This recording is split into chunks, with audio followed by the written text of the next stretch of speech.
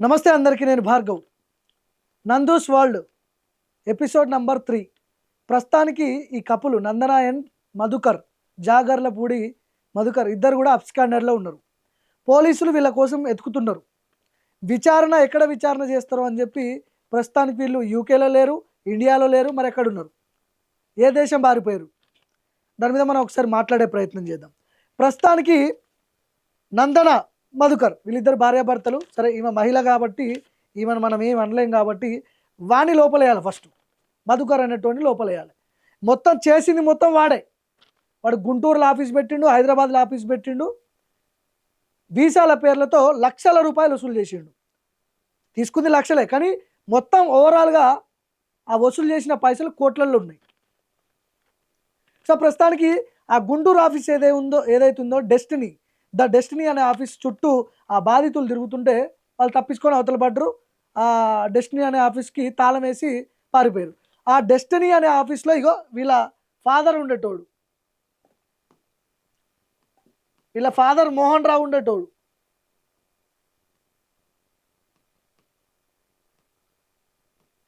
So ఇప్పుడు ఈయన కూడా అబ్స్కాండ్లో ఉన్నాడు, ఈయన కూడా జంపు లేడు. మరి ఎక్కడికి పోయారు వీళ్ళు?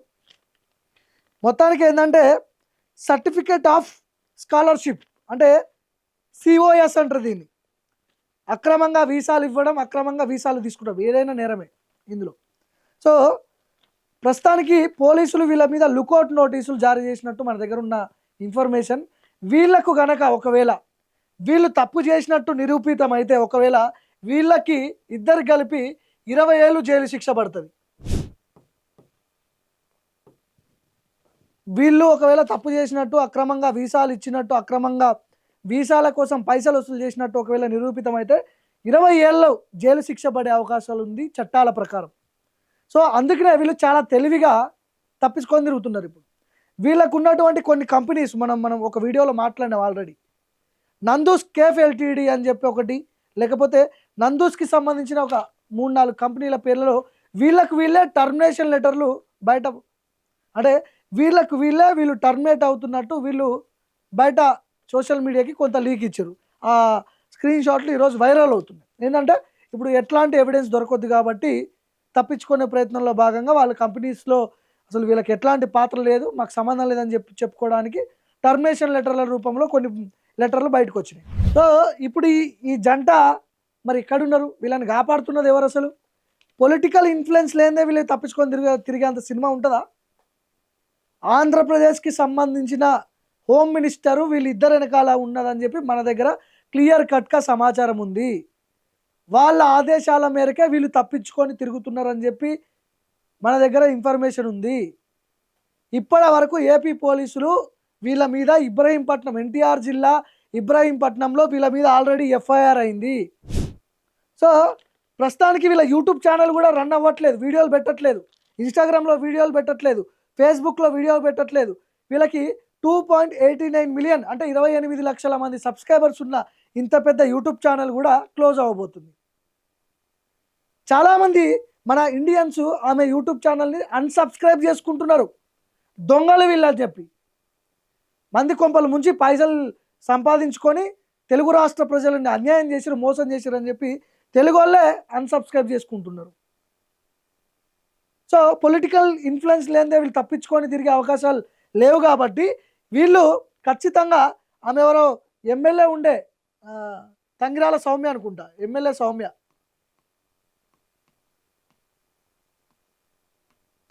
వీళ్ళిద్దరు మంచి దోస్తులు అంట. మరి నేను ఆల్రెడీ 2 వీడియోలలో చెప్పిన, గౌటు విప్ప ఆమె ప్లస్ ఎమ్మెల్యే నందిగామ ఎమ్మెల్యే ఆమె.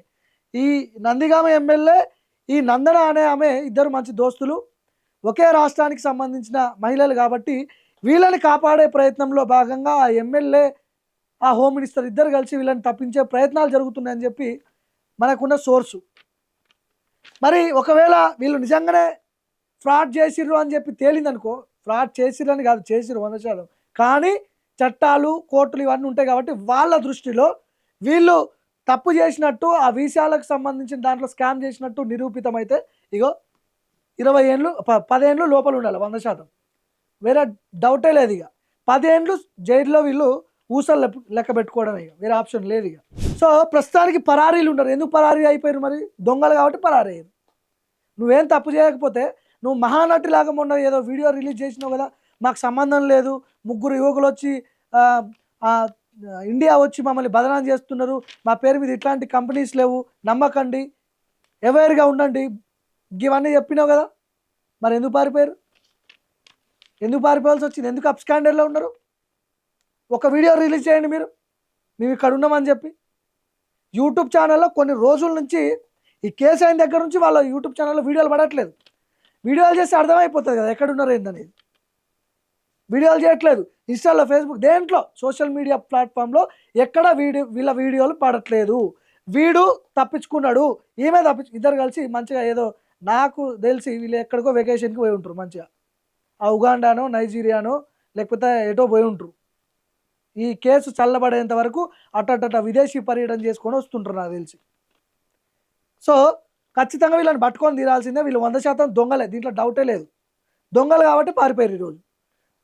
దీంట్లో ఇంకా భవిష్యత్తులో మనం ఇంకా ఈ ఇష్యూ మీద బాధితుల గురించి మనం వీడియోలు చేయాల్సి వస్తుంది కాబట్టి బాధితులు బయటికి రాబోతున్నారు. వాళ్ళతో కూడా మనం మాట్లాడదాం. వాళ్ళు మాట్లాడడానికి ఇబ్బంది పడుతున్నారు అంతే. మనకి యూకే నుంచి కాల్స్ వస్తున్నాయి, మనకి వాట్సాప్ కాల్స్ చేస్తున్నారు వాళ్ళు. అన్న మేము మాట్లాడలేము కానీ నీకు చెప్తామన్నా, ఇన్ఫర్మేషన్ ఇస్తాం మేము ఒకవేళ మాట్లాడితే మళ్ళీ ఇది ఇల్లీగల్ ఇష్యూ కాబట్టి మా పేర్లు బయటకు వస్తే మేము బదనాం అవుతామని చెప్పి వాళ్ళు బయటికి రాలేక అసలు సస్తున్నారు వాళ్ళు పాపం. వాళ్ళు ఇచ్చిన ఇన్ఫర్మేషన్ ప్రకారమే మనం మాట్లాడుతున్నాం, గాల్లో మాటలు కావు ఇవి. వీళ్ళని పట్టుకోండి ఫస్ట్, పోలీసులు, తెలంగాణ పోలీసులు, యూకే పోలీసులు, ఆంధ్ర పోలీసులు, ఎక్కడ కనపడితే అక్కడ అరెస్ట్ చేయండి. వీళ్ళు ఆల్రెడీ లుకౌట్ నోటీసులు జారీ చేసి వీళ్ళ మీద.